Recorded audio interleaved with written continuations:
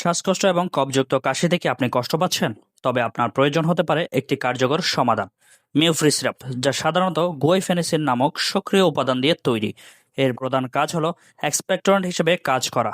এর কার্যকারিতা হলো এটি শ্বাসনালীর শ্লেষ্মা বা কফকে পাতলা করে এবং আলগা করে দেয়। ফলে আপনি সহজে কফ বের করে ফেলতে পারেন এবং আপনার বুক পরিষ্কার হয়।